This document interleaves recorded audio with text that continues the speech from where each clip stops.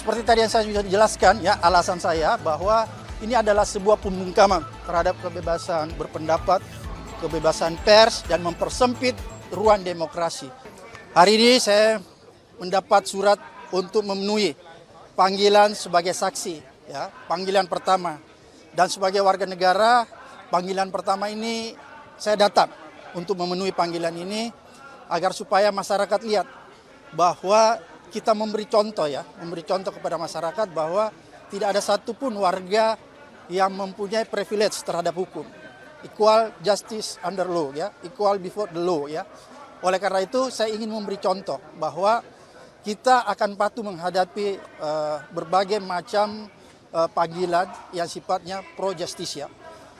Itu yang pertama. Kemudian yang kedua, yang ingin saya tegaskan bahwa ini bukan tentang saya, ya, karena pemanggilan terhadap saya adalah serangkaian, ya, serangkaian dengan apa yang saya lakukan selama ini, yaitu memberitakan, ya, lewat podcast saya memberitakan dan menjadi forum diskusi untuk memberikan edukasi, pencerahan, dan kritikan yang bersifat konstruktif agar supaya masyarakat paham tentang hak-hak dan kewajibannya.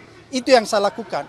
Oleh karena itu, kalau apa yang selama ini saya lakukan lewat podcast dianggap sesuatu yang punya nilai pidana sehingga saya dipanggil, maka ini adalah salah satu bentuk kriminalisasi terhadap pembungkaman kebebasan berpendapat dan kebebasan berekspresi.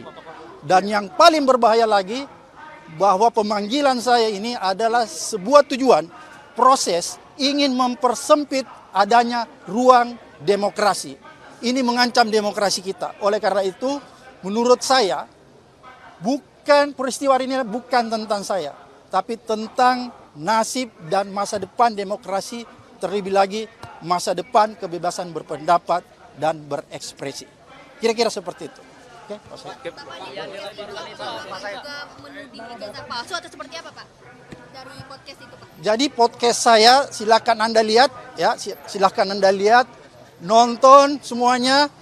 Semua isinya adalah sifatnya edukasi, diskusi yang memberikan orang pencerahan, memberikan jalan petunjuk kepada masyarakat tentang hak dan kewajiban mereka yang harus dilindungi oleh hukum.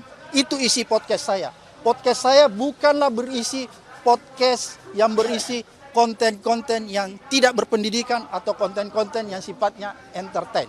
Kira-kira seperti itu. Persiapannya seperti apa aja, Pak? Lapor nih, Pak, dalam kasus ini. Nah, nantinya apakah kan saat ini juga ada penyidikan? Apakah nanti kalau misalkan kepolisian itu menetapkan Bapak sebagai tersangka, Bapak seperti apa responnya, Pak?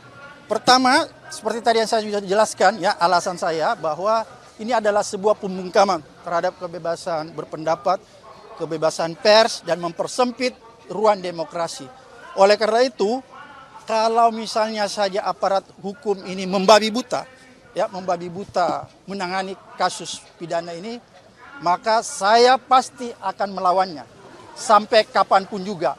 Karena menurut saya ini bukan tentang saya, tapi tentang nasib seluruh rakyat Indonesia